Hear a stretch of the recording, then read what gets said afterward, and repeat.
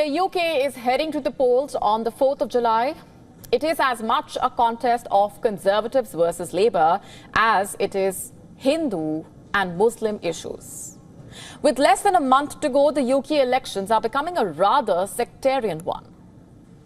For the first time, British Hindus have released a manifesto. They have laid out their set of demands from the future government. The manifesto has been jointly drafted by 13 major British Hindu organizations. The Hindus are calling for an increase in the number of language schools teaching Indic languages. They're also demanding that Hindu chaplains be appointed in all prisons, hospitals and schools. Also, prayer rooms in these places have Hindu prayer books and deities. These groups want the future government of the UK to streamline the visa process for Hindu priests and dependents of the UK-based Hindus. The demand also includes a memorial for Hindu soldiers who served in the British forces. Also, more crematoriums across the UK. The manifesto calls for candidates to quote-unquote understand the dharmic way of life. The 32-page document lays out 7 broad demands. 1. Recognizing anti-Hindu hate as a religious hate crime. Also, proscribing organizations and individuals engaged in it. Number 2. Protecting places of Hindu worship. Number 3. Access to fairer education. Number 4. Equal representation and opportunities for Hindus. Number 5. Streamlining immigration. Number 6. Healthcare and social service. And number 7, acknowledging and protecting dharmic values. Hindu groups want candidates to publicly endorse this manifesto. The Hindus' votes will go to those who endorse and support the demands outlined in the document. Now, there are over 1 million Hindus in the UK. That is quite a sizable vote bank, which explains why at least 4 Conservatives have already endorsed the Hindu manifesto. That's right. And what about the Labour Party? Look at what The Independent reported 5 days ago. I'm quoting, Keir Starmer finally declares his hand in manifesto with plan to recognize a Palestine state. He is the leader of the Labour Party, by the way. What the British media is reporting here is that the Labour manifesto will not only have a mention of Palestine, but also a plan to officially recognize a Palestinian state.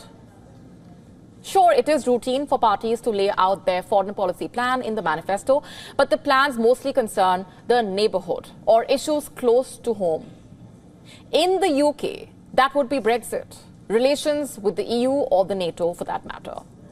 But why Palestine? It is thousands of miles away from home. Back to the question, what explains the reported mention of Palestine? It is a one-word answer, and that's sectarianism. It has been swiftly returning to British politics. Let me tell you what happened in the month of May. There were local elections in the UK. A Green Party candidate named Mohsin Ali won the Gipton and Harehill seat in Leeds. When he was declared the winner, this is what happened. Palestine will be free! 3 years ago, 3 years ago, we started this campaign. I started alone, and Allah sent His angels to come and assist me. So, for the community of Hales and Gibson, who are fed up of being let down by the Labour Council. Ali threw his fist in the air and cried, "We will raise the voice of Gaza. We will raise the voice of Palestine." Rotten council who are fed up of the language you're using. Back off. Don't do that to the win. For the people of Hales and Gibson. It's a win for the people of Gaza who have been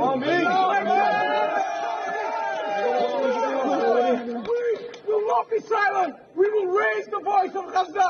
We will raise the voice of Palestine. Allahu Akbar.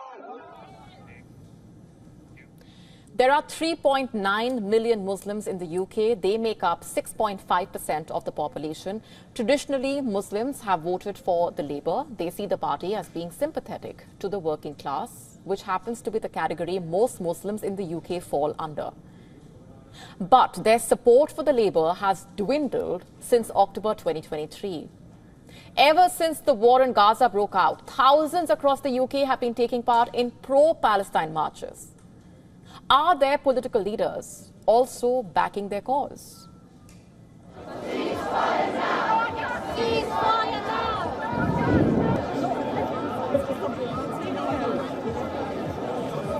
No peace!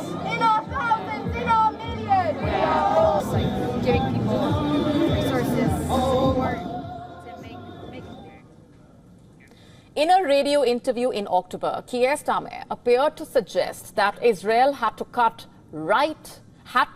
right to cut off resources in Gaza. Here's what he said, I'm quoting, "I think that Israel does have that right. It is an ongoing situation. Obviously, everything should be done within international law, but I don't want to step away from the core principles that Israel has a right to defend herself." How much damage did this interview do? A survey conducted early this year found that only 60% of British Muslims who backed the Labour in 2019 are willing to vote for the party in July.